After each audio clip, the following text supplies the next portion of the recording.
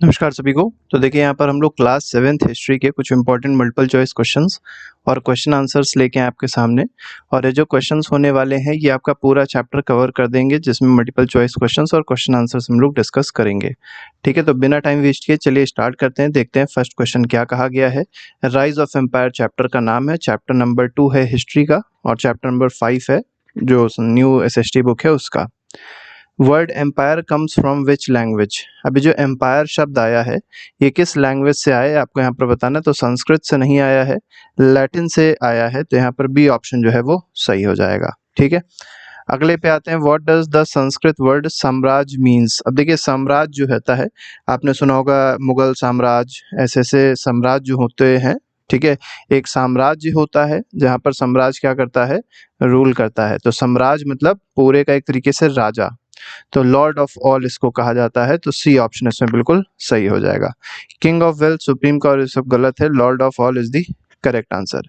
सम मतलब है ऑल और राज मतलब होता है लॉर्ड, तो लॉर्ड ऑफ ऑल ऐसे भी आप इसको समझ सकते हैं।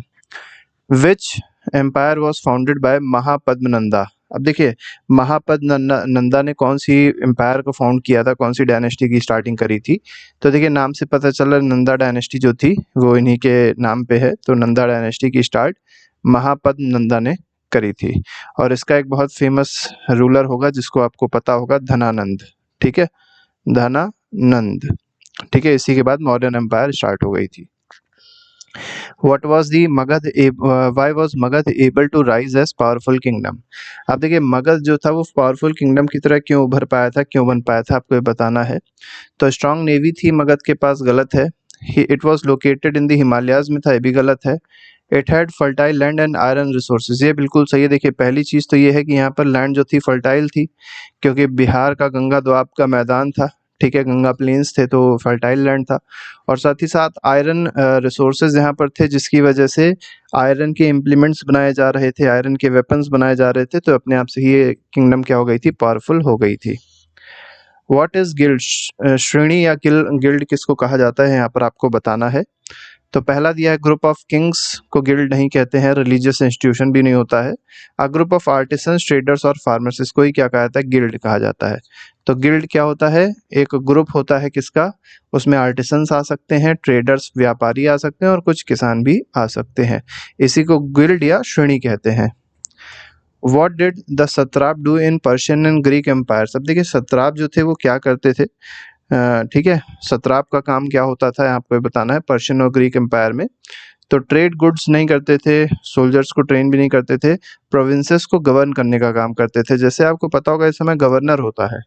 ठीक है, तो गवर्नर क्या करते हैं, स्टेट्स को एक तरीके से गवर्न करते हैं, देखभाल करते हैं। इसी तरीके से सत्राप होते थे पर्शियन और ग्रीक एम्पायर में। ये क्या करते थे, जो ग्रीक और पर्शियन की प्रोविंसेस होती थी, ठीक है, उसको क्या करते थे, गवर्न करते थे। Who founded Mauryan empire. अब देखिए मौर्यन एम्पायर जो है, नंदा डायनेस्टी के बाद हमने आपको बताया था जो डायनेस्टी बनी उसका क्या नाम था, मौर्य डायनेस्टी बनी थी। ठीक है, और इस मौर्य डायनेस्टी की जो पहला रूलर है वो कौन था, तो ये था चंद्रगुप्त मौर्य। ठीक है, तो सी ऑप्शन बिल्कुल सही हो जाएगा इसमें।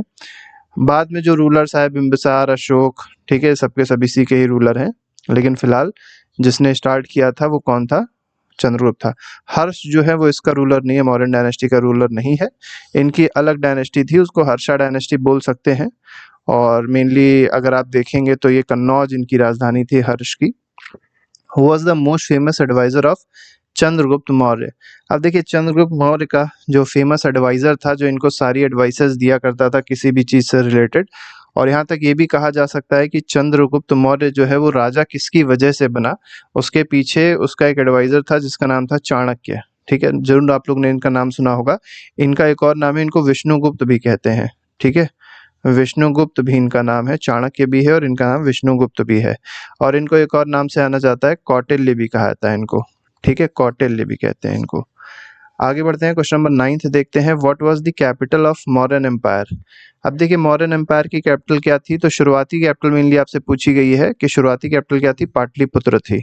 और यही पाटलिपुत्र आज का क्या है, पटना है। ठीक है, तो याद रखिएगा बिहार के आसपास का क्षेत्र है मौर्यन एम्पायर, बाद में तो बहुत ज्यादा एक्सटेंड हो गया था। ठीक है, आगे बढ़ते हैं, क्वेश्चन नंबर 10th पे आते हैं। विच वॉर चेंज्ड अशोकाज लाइफ। अब देखिए अशोक की लाइफ को कौन से वॉर ने चेंज कर दिया था, यहाँ आपको बताना है। तो देखिए कलिंग वॉर जब अशोक लड़ा था, ये इसका आखिरी लड़ाई थी। तो यहाँ पर इसने बहुत ज़्यादा उत्पात देखा, बहुत ज़्यादा लोगों को मार डाला था।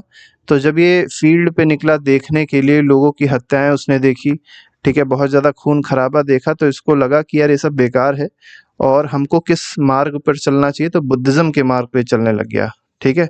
तो पीस की बात करने लग गया, तो ये इस तरीके का था। हालांकि इसके पीछे हिस्टोरियंस ये बताते हैं कि इसके पीछे भी इसकी एक चालाकी थी, और चालाकी ये थी कि क्योंकि ये सब कुछ जीत चुका था, तो अब ये नहीं चाहता था कि आगे कोई खून खराबा हो। तो ये एक तरीके से कमांड दे रहा था, खुद के पीस में रहने के लिए नहीं, बाकी दूसरे जो लोग थे उसके, जो इस कंट्री में लोग रहते थे, उसको पीस में रखने के लिए ऐसा वो कर रहा था।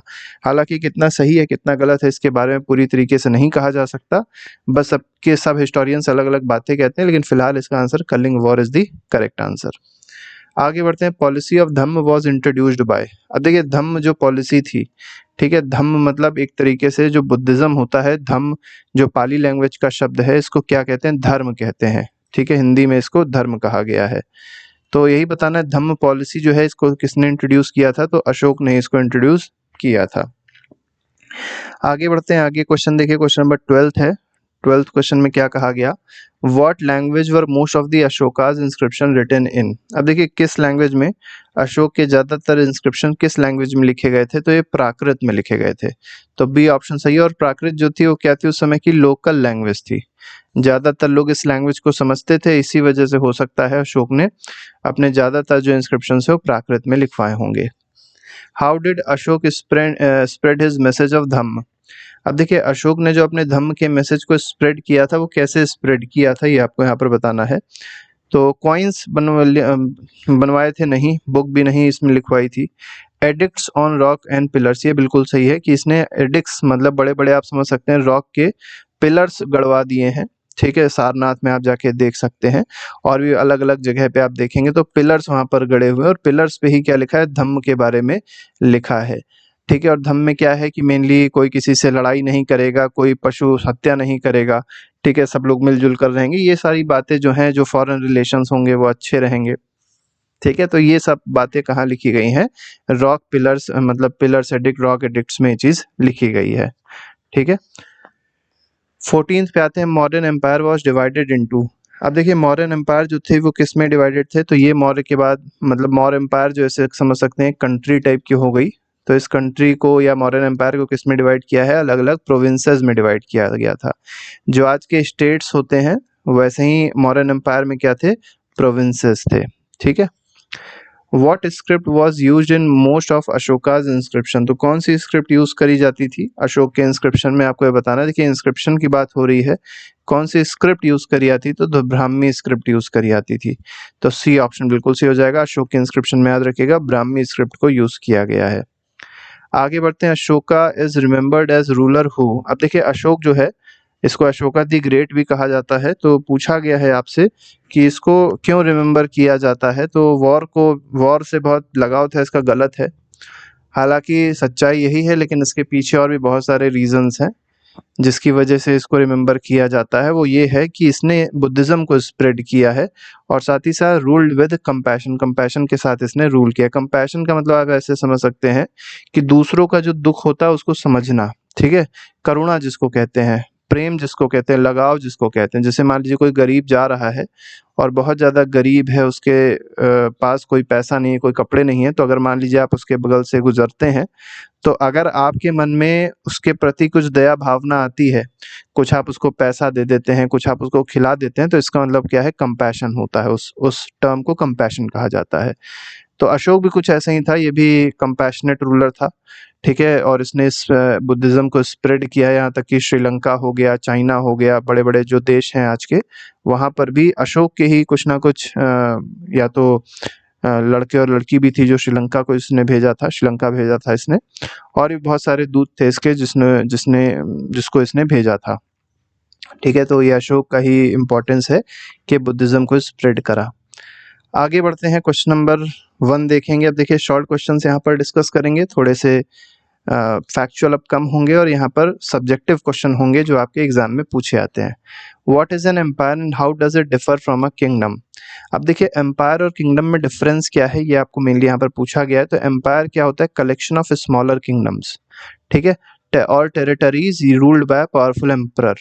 अब देखिए एम्पायर क्या होता है, देखिए एम्पायर क्या होता है, छोटे छोटे जो किंगडम, जैसे मुगल, जैसे मान लीजिए मुगल एम्पायर की बात करी जाए, तो मुगल एम्पायर को एम्पायर क्यों कहा गया, क्योंकि इसके मुगल एम्पायर के अंदर बहुत सारे ऐसे किंगडम्स थे छोटे छोटे, बहुत सारी ऐसी टेरिटरीज थी जिसको क्या कर रहे थे, वहाँ के खुद के राजा क्या कर रहे थे, रूल कर रहे थे, लेकिन किसके अंडर में, इस मुगल एम्परर के, ठीक है। तो इसलिए इसको क्या कहा गया, एम्पायर कहा गया है।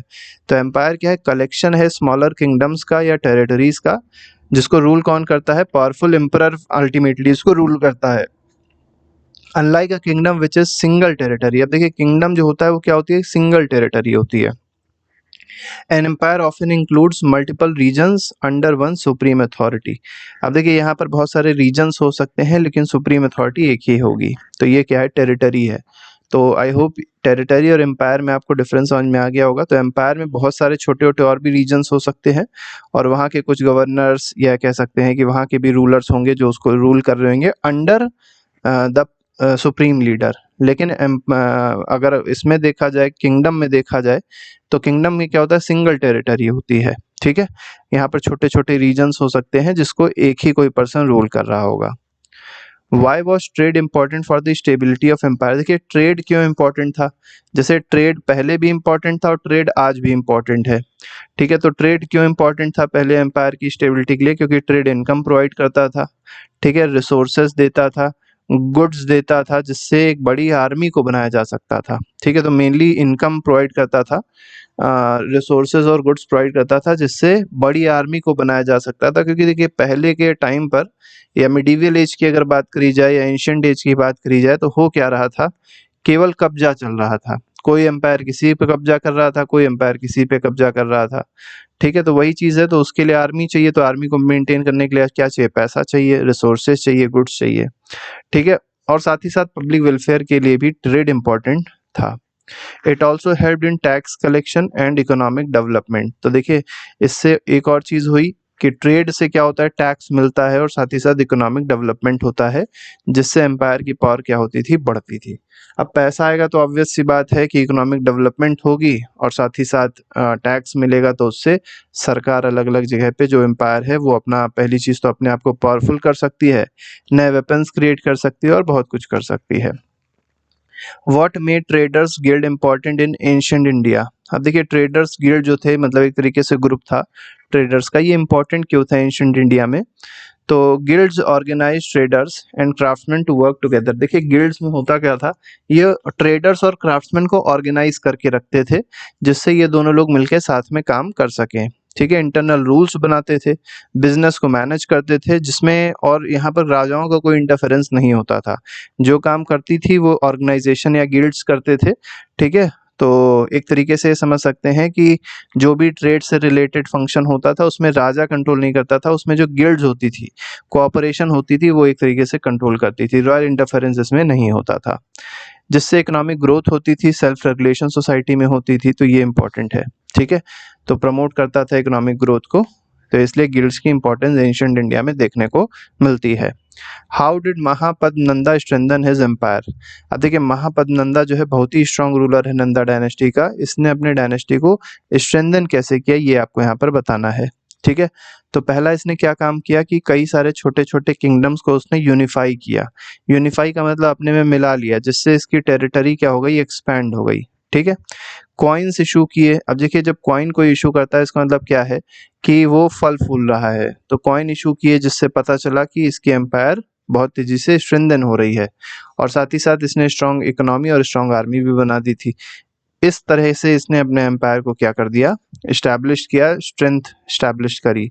तो पहला तो यूनिफिकेशन आप समझ सकते हैं, दूसरा कॉइन इशू किया, तीसरा इकोनॉमी को इम्प्रूव किया, आर्मी को इम्प्रूव किया। 4 मेथड्स थे जिससे महापद्मनंदा ने एम्पायर को स्ट्रेंथन किया था।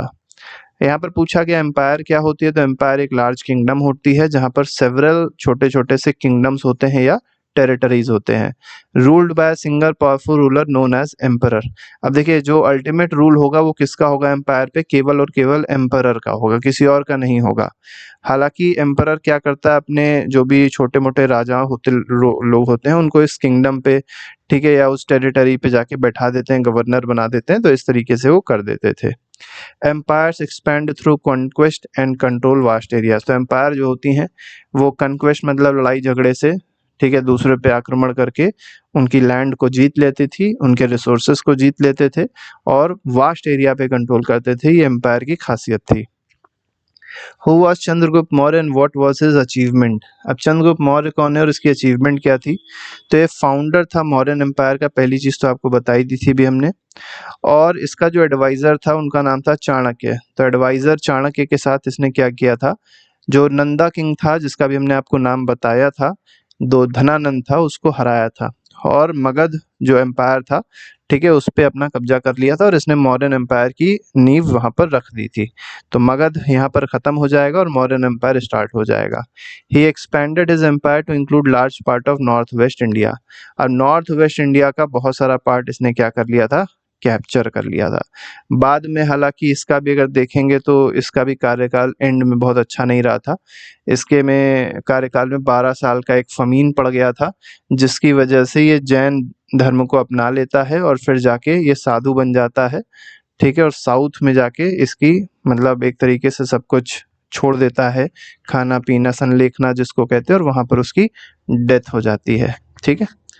Describe अशोकास policy of Dhamma. अब देखिए अशोका की धम्म पॉलिसी के बारे में बताना है, वो क्या थी।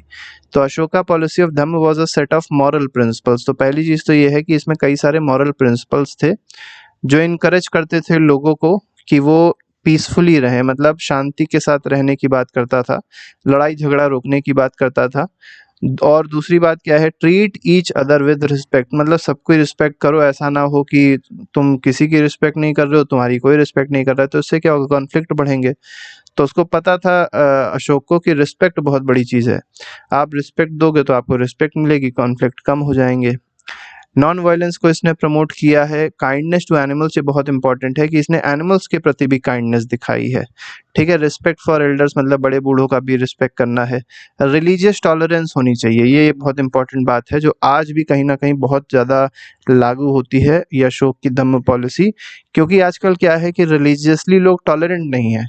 किसी के रिलीजन के बारे में मान लीजिए कोई कुछ कहता है तो पहली बात तो कहना ही नहीं चाहिए, सबका रिलीजन अपना अपना है, सबको अपनी अपनी एक तरीके से ये कह सकते हैं फ्रीडम है ऑफ रिलीजन की भारत में। तो रिलीजियस टॉलरेंस होना बहुत ज़्यादा जरूरी है, ठीक है।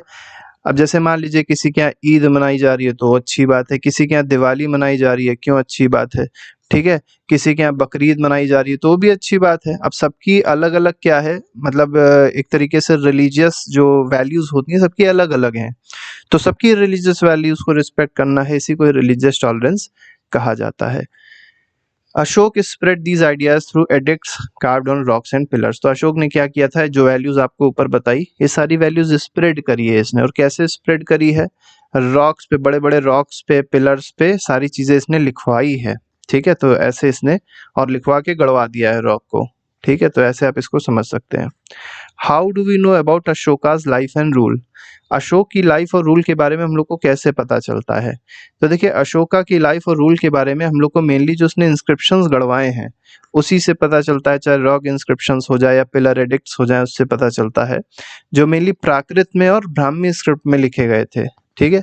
अब इस इंस्क्रिप्शन से क्या पता चलता है, उसके थॉट्स पता चलते हैं कि वो क्या सोचता था, उसकी पॉलिसीज पता चलती हैं कि उसकी पॉलिसीज किस तरीके की थी, और साथ ही साथ कलिंग वॉर जैसे कुछ वॉर्स के बारे में पता चलता है, जिससे उसका पूरा एक मेंटल जो सेटअप था पूरा चेंज हो गया था।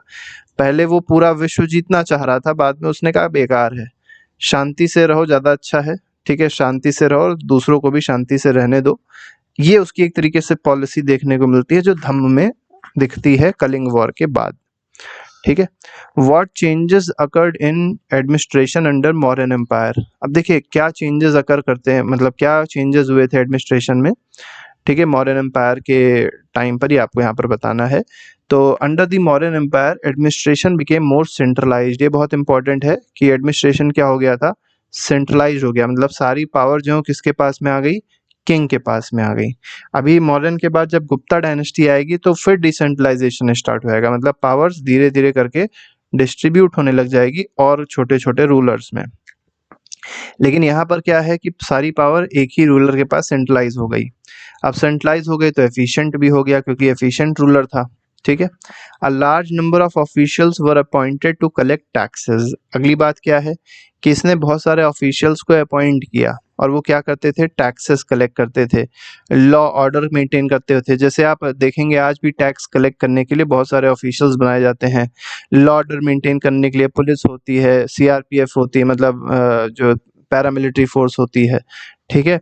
मैनेज ट्रेड, ट्रेड को मैनेज करने के लिए अलग अलग ऑर्गेनाइजेशंस होते थे, तो इसने भी बनाए थे, ठीक है। कम्युनिकेशन मैनेज करने के लिए भी इसने क्या किया था, काम किया था। तो इस तरीके से बहुत सारे इसके एडमिनिस्ट्रेटिव फंक्शंस थे जो इसने नए नए क्रिएट किए थे। एम्पायर जो था उसको प्रोविंस में डिवाइड किया गया था, जिसको कौन रूल करता था, गवर्नर जिसको रूल करता था। आज भी अगर आप देखेंगे तो ऐसा ही कुछ सिचुएशन देखने को मिलती है। What is significance of Ashoka's inscriptions? अब अशोक के इंस्क्रिप्शंस की सिग्निफिकेंस क्या है? देखिए, अशोक के अगर इंस्क्रिप्शंस हम लोग को ना मिलते या अशोक ने अगर इंस्क्रिप्शंस ना लिखवाए होते तो हम लोग को अशोक के रेन के बारे में पता ही ना होता, हम लोग को मौर्यन एम्पायर के बारे में भी ठीक से ना पता होता और भारत की हिस्ट्री कहीं ना कहीं अनपढ़ ही रह जाती, मतलब लोग उसको समझ ही ना पाते कि क्या है हिस्ट्री में। तो Ashoka's inscription are most important historical sources. तो ये बहुत ही इंपॉर्टेंट हिस्टोरिकल सोर्स है। पहली चीज तो ये हम लोग को बहुत ही वैल्यूएबल इंफॉर्मेशन देता है, जैसे उसके आइडियाज क्या थे अशोक के, उसकी पॉलिसीज क्या थी और इसका एक्सटेंट कहाँ तक था। अब देखिए, जहाँ तक इसके पिलर्स गड़े मिले हैं, चाहे वो लाहौर हो, ठीक है, अफगानिस्तान हो, साउथ में अगर आप देखेंगे, नॉर्थ में देखेंगे, ईस्ट में देखेंगे, कलिंग तक जो उड़ीसा में है, वहां तक आप समझ सकते हैं अगर इसके पिलर गड़े हुए हैं, इसके रॉक एडिक्ट्स गड़े हुए हैं, इसका मतलब वहां पर उसका राज था, वहां पर उसका कंट्रोल था, तभी तो वो गाड़ा होगा, ठीक है। तो एक्सटेंट पता चलती है मौर्यन एम्पायर की क्या थी। They also show how Ashoka tried to rule based on moral ethical values. अब देखिए, इससे हम लोग को एक और चीज पता चलती है कि अशोक किस तरीके से रूल करने की कोशिश कर रहा था, मॉरल और एथिकल वैल्यूज के साथ साथ, ठीक है। जैसे अभी हमने बहुत सारी मॉरल एथिकल वैल्यूज आपको बताई थी कि रिस्पेक्ट होना चाहिए एल्डर्स के लिए, कंपैशन होना चाहिए, ठीक है, रिलीजियस टॉलरेंस होनी चाहिए। तो ये सब क्या है, मॉरल और एथिकल वैल्यूज हैं, जिससे अशोक क्या कर रहा था, अपने एम्पायर को रूल कर रहा था। अब सोचिए, जब वो अपनी प्रजा से चाह रहा है सब चीजें, तो खुद भी तो सब करता होगा, बिल्कुल करता होगा, ठीक है। तो इस तरीके से ये पूरा चैप्टर होता है हमारा समाप्त। आई होप सारा जो क्वेश्चंस हम लोग ने डिस्कस किए आपको समझ में आ गए होंगे। अगर कोई प्रॉब्लम है तो कमेंट बॉक्स में लिख सकते हैं अपनी प्रॉब्लम को, उसको सॉल्व करने की कोशिश की जाएगी। अगर वीडियो अच्छा लगा हो तो चैनल को सब्सक्राइब करिएगा और वीडियो को लाइक करना मत भूलिएगा। अभी के लिए फिलहाल नहीं, thank you very much, good bye, जय हिंद।